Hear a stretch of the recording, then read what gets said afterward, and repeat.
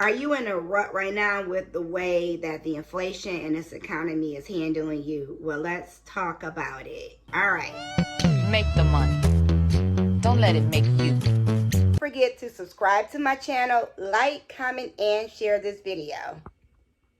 Okay, so I wrote down some figures because I thought this was important. A lot of us are in a financial crisis right now. So basically right now people are struggling just to make their day-to-day bills, to do the regular things that they are accustomed to doing, and there is proof in that pudding. So here we go. So over the past year, first of all, 401ks have been tapped into 36% more in the first 3 months of 2023 than it was in 2022 second quarter. That's a huge number. That's not that far from half. So a lot of people are tapping into their 401ks. The other thing is that 15% of y'all are now have the most credit debt you have ever had, credit card debt.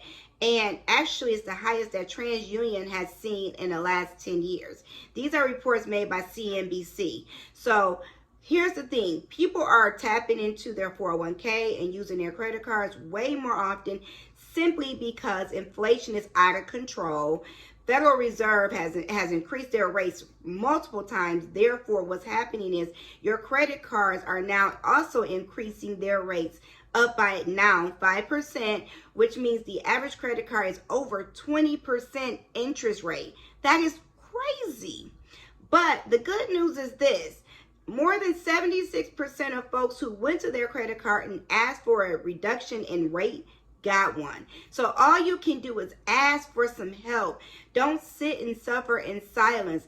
Ask for the help. Call your credit card company up and say, hey, I am having a financial hardship. I need some help. Can you reduce my credit card interest rate? And hopefully you are of that 76%.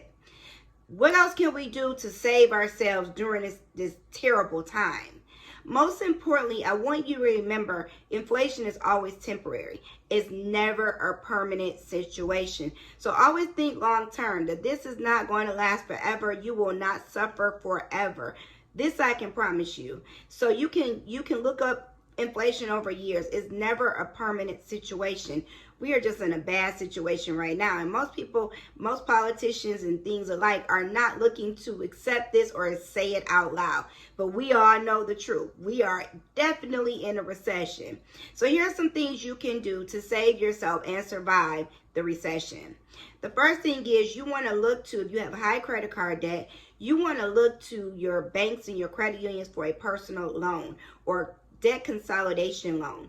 Even though the interest rates are high on those, they are not nearly as high as credit card interest rates. So you want to go to your bank or credit union and ask for either a personal loan or a debt consolidation loan. And I promise you the interest rate will be much less, which means you will have a lower payment. Also, you can consolidate down to one bill versus various bills if you have multiple credit cards that you are currently paying. So that's one thing you can do. The other thing is you got to reassess how you are spending. If that means creating a budget, that means making a budget that is realistic and obtainable. You don't want to create a budget that you cannot remotely keep to.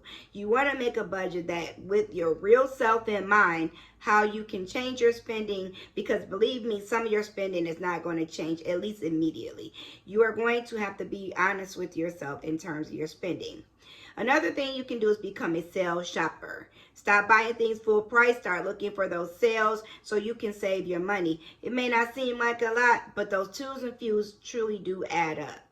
And another thing you can do is really focus on companies or stores that have rewards and loyalty programs. Now, this is my jam, y'all. I do not hardly ever buy anything that does not have some type of reward or a promo attached to it, because here's the thing. It adds up. I don't care if it's a few dollars today or, you save later on, whatever it is, start looking at those types of programs, because those little fews that come from those programs will add up in your bank account, even if you set them aside towards some type of savings. And last but not least, on how to survive a recession is to reassess your savings. You may have to be very strategic about this, but if you are accustomed to saving a certain amount of money in a certain way, you may have to reassess how you are saving so that you can keep more money in your pocket, but yet still be able to invest and save in the funds and the different programs that you may already be attached to.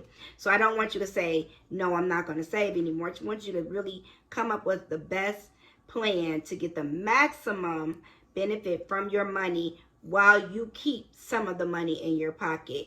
Work with a financial planner if you need help with that, or anybody who's licensed in that type of field.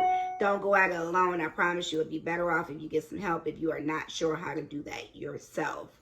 But I promise you, you can survive this inflation and this recession, and we will be fine really soon. Let's pray that we get there sooner than later. But don't sit and suffer in silence. If you need assistance, you can get different type of financial support. And there are different community organizations that offer financial support and counseling and guidance if you need some assistance. All right, y'all. I hope this helps you survive the recession that we are in. Think smart. Now go make the money, but don't let the money make you. I'll see you soon.